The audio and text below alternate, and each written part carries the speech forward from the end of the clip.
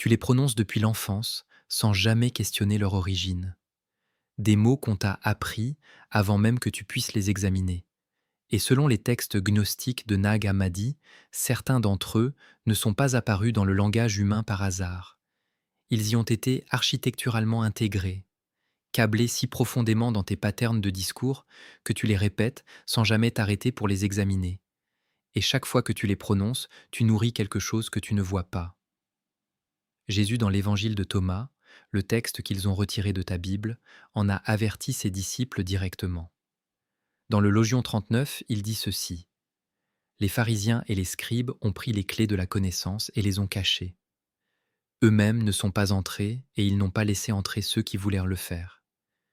Certaines de ces clés volées sont des mots que tu prononces chaque jour, des mots qui semblent anodins, qui semblent eux-mêmes utiles, mais qui portent dans leur structure une signature précise, celle qui maintient l'être humain séparé de la lumière divine qui vit en lui.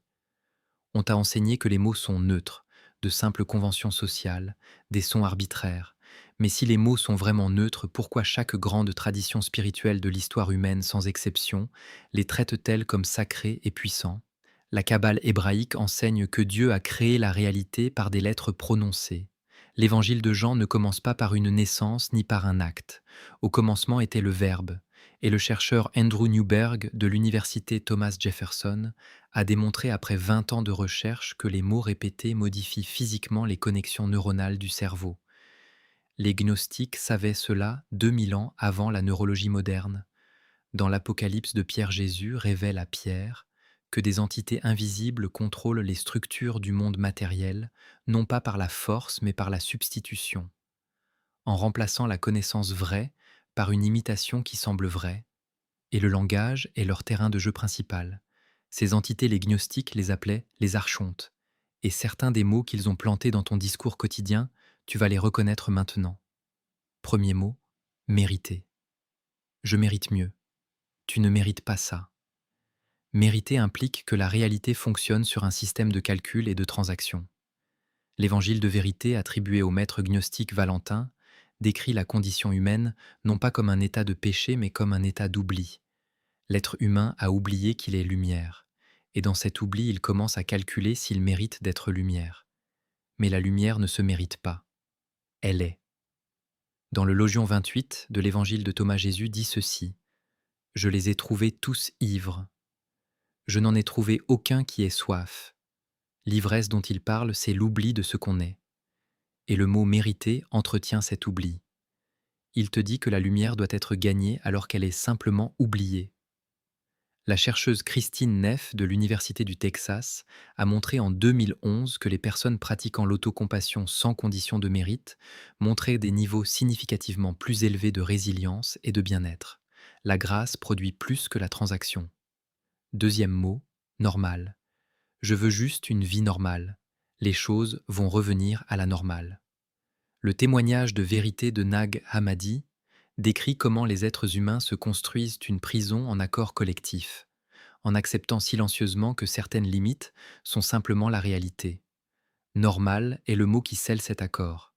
Dans le Logion 17 de l'évangile de Thomas, Jésus dit ceci: Je vous donnerai ce que l'œil n'a pas vu, ce que l'oreille n'a pas entendu, et ce qui n'est pas monté dans le cœur de l'homme. Ce qu'il promet dépasse par définition tout ce que le mot normal peut contenir. La psychologue Ellen Langer de Harvard a montré en 2017 que des patients qui avaient simplement reçu la permission de remettre en question ce qui est normal montraient des améliorations physiologiques mesurables en quelques semaines sans aucun médicament. Les gnostiques appelaient ça la gnose. Troisième mot, impossible. En 325, le concile de Nicée a choisi le cadre dans lequel les miracles sont rares, exceptionnels, réservés aux saints. Pas à toi. Mais l'évangile de Thomas dit autre chose. Logion 48. Si deux font la paix l'un avec l'autre dans une seule maison, ils diront à la montagne: Déplace-toi, et elle se déplacera. Et Logion 77. Je suis la lumière qui est au-dessus de tout. Fendez un morceau de bois, je suis là. Soulevez une pierre, et vous me trouverez là. L'Apocalypse de Paul de Nag Hammadi décrit Paul emporté jusqu'au 10e ciel et voyant des réalités que le mot impossible présupposait inexistantes. Ce texte n'est pas dans ta Bible précisément parce qu'il décrivait des capacités de la conscience humaine que l'institution ne pouvait pas valider. Et le programme Stargate de la CIA, déclassifié en 1995 après 20 ans de financement gouvernemental, a démontré des preuves statistiquement significatives de visualisation à distance. 20 millions de dollars, confirmés avec des probabilités de 10 puissance 20. Le gouvernement américain a officiellement retiré le mot impossible de ses propres conclusions. Il a juste omis de t'en informer. Quatrième mot, juste. Je suis juste quelqu'un d'ordinaire. Ce mot, dans son usage diminutif, effectue automatiquement une minimisation silencieuse. L'hypostase des archontes de Nag Hammadi décrit comment les archontes maintiennent leur emprise en convainquant les âmes divines de se percevoir comme petites et sans importance. Juste est le mot qui accomplit cette tâche des dizaines de fois par jour. Dans le Logion 29 de l'Évangile de Thomas, Jésus dit ceci: Je m'étonne de ceci que cette grande richesse s'est installée dans cette pauvreté. Tu es cette grande richesse. Et juste est le mot qui te convainc chaque jour que tu es la pauvreté. Cinquième mot, je ne peux pas. Le plus répandu, le plus automatique. Dans le Logion 106, Jésus dit: Quand vous ferez des deux un, vous direz à la montagne, déplace-toi, et elle se déplacera. Le projet primaire des archontes est de te convaincre que tu ne peux pas, non par l'argumentation directe, par la répétition inconsciente. La différence entre je ne peux pas et je ne veux pas est abyssale. Je ne peux pas dit que tu es impuissant. Je ne veux pas dit que tu choisis. Une étude de l'Université de Pennsylvanie publiée en 2019 ayant suivi 10 000 personnes a trouvé que les individus utilisant je ne peux pas montraient 34% de réussite en moins et 47% de résignation acquise en plus. Un seul mot. Une différence mesurable dans la vie réelle. Maintenant, regarde ce qu'on vient d'assembler. Des textes gnostiques supprimés pendant 16 siècles identifient précisément le langage comme mécanisme de contrôle spirituel. La neurologie moderne confirme que les mots répétés modifient physiquement le cerveau. La recherche comportementale prouve que ces 5 patterns linguistiques réduisent l'agentivité humaine. Un programme gouvernemental classifié a officiellement retiré le mot impossible de ses conclusions. Tout pointe dans la même direction. Alors pourquoi continue-t-on à t'enseigner que les mots sont neutres? Pourquoi ces textes ne sont-ils toujours pas dans ta Bible? Suis le pouvoir. Qui bénéficie du fait que tu dises « je ne peux pas » ? Qui bénéficie du fait que tu te vois comme juste une personne ordinaire? Qui bénéficie du fait que tu crois que tu mérites ou ne mérites pas ta propre plénitude spirituelle? Chaque institution qui nécessite ta conformité. Chaque système qui nécessite que tu restes petit. Quand le concile de Nicée a retiré les textes gnostiques en 325, il n'a pas seulement édité un livre, il a créé un cadre spirituel dans lequel l'accès au divin nécessite des intermédiaires. Si tu savais vraiment que la monade vit en toi, que le royaume est en toi, comme Jésus le dit dans l'évangile de Thomas, que tes mots portent un pouvoir créateur réel, tu n'aurais plus besoin de l'intermédiaire. Ce n'est pas une théorie du complot, c'est un modèle économique. Tu viens de comprendre pourquoi ces mots ont été installés dans ton langage.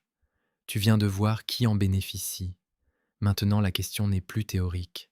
Voici comment commencer à t'en libérer. Pas en les combattant, en les remplaçant.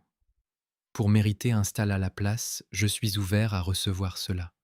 Pour normal remplace par c'est habituel ou c'est ce que j'ai connu jusqu'ici. Pour impossible dit je ne comprends pas encore comment. Pour juste retire simplement le mot. Non plus je suis juste quelqu'un qui, mais je suis quelqu'un qui. Pour je ne peux pas dit, je choisis de ne pas, ou je n'ai pas encore trouvé comment. Ces remplacements semblent simples. Ils ne le sont pas, parce que ces mots sont câblés depuis l'enfance. La première semaine, tu vas les remarquer partout. C'est le signe que la conscience commence à travailler. Jésus le dit dans le Logion 5. Connais ce qui est devant ton visage, et ce qui t'est caché te sera révélé. La conscience est le premier acte de liberté. Et une fois par jour, choisis un moment complètement banal. Faire la vaisselle, marcher dans la rue, préparer du café, et rappelle-toi intérieurement sans dramatiser. La lumière est ici, je suis ici, Logion 77. Je suis la lumière qui est au-dessus de tout. Fendez un morceau de bois, je suis là. Soulevez une pierre et vous me trouverez là. La lumière divine n'est pas ailleurs. Elle est dans les moments les plus ordinaires. Et elle n'a jamais eu besoin que tu la mérites pour être là.